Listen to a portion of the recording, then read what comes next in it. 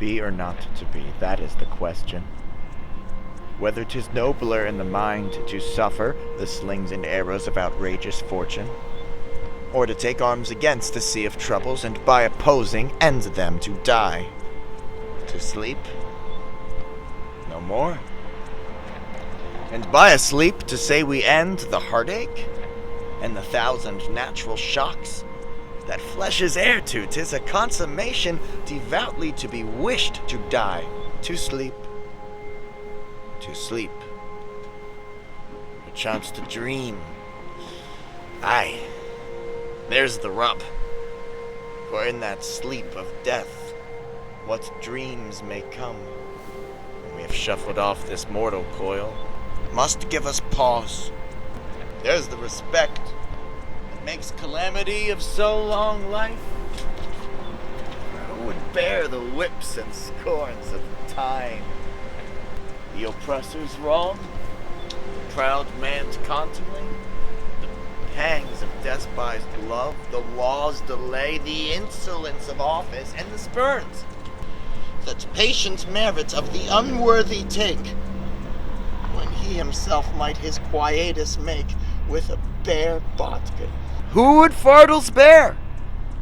To grunt and sweat under a weary life, but that the dread of something after death, the undiscovered country from whose bourne no traveler returns, puzzles the will, makes us rather bear those ills we have than fly to others we know not of.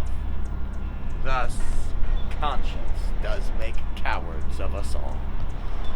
And thus, the native hue of resolution is sicklied o'er by the pale cast of thought, and enterprises of great pitch and moment, with this regard, their currents turn awry, and lose the name of action.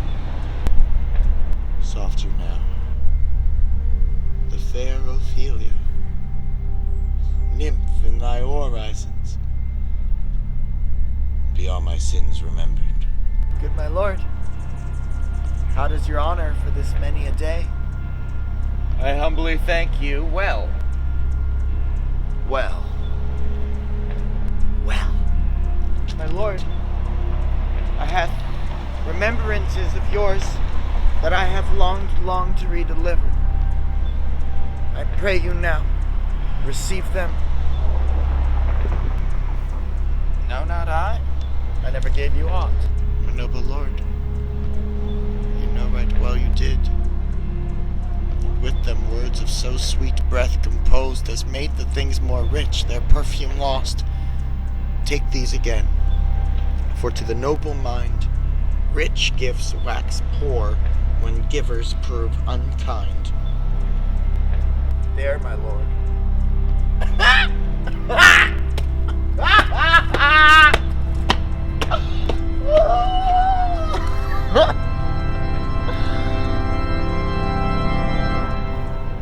Are you honest? My lord.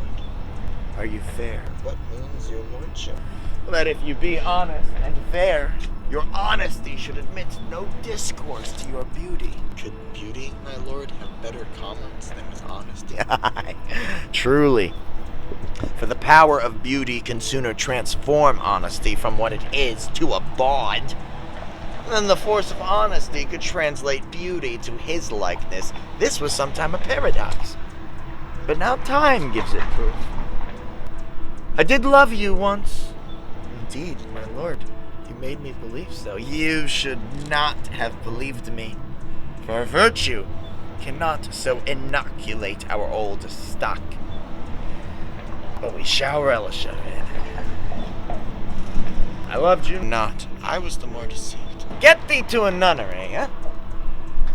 Why wouldst thou be a breeder of sinners? I myself am indifferent, honest. And yet I could accuse me of such things that it were better my mother had not borne me. I am very proud, revengeful, ambitious, with more offenses at my beck than I have thoughts to put them in, imagination to give them shape, or time to act them in. What should such fellows as I do, crawling between earth and heaven? We are errant knaves. All believe none of us. Go thy ways to a nunnery.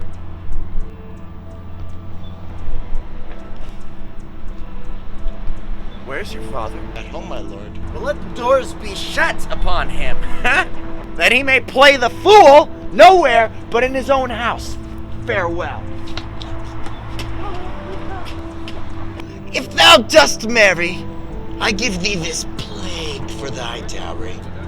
Be thou as chaste as ice, as pure as snow. Thou shalt not escape calumny. Get thee to a nunnery. Or if thou wilt needs marry, marry a fool. For wise men know well enough what monsters you make of them. To a nunnery, go. And quickly too, farewell. Oh, heavenly powers, restore him. I have heard of your paintings too.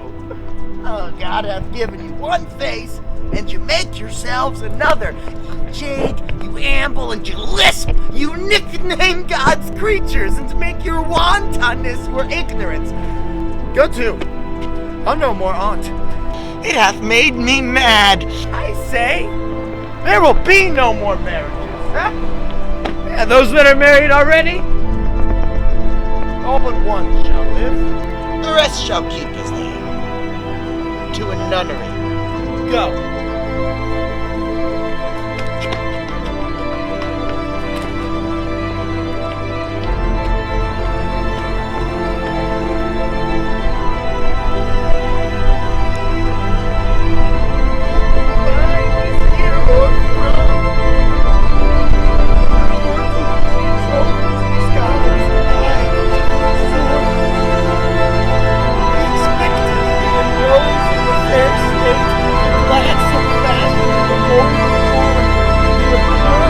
All observers quite down. And I, of ladies most deject and wretched, that sucked the honey of his music vows, now see that noble and most sovereign reason, like sweet bells jangled out of tune and harsh, that unmatched form and feature of blown youth blasted with ecstasy. Oh, woe to me, to have seen what I have seen, see what I see.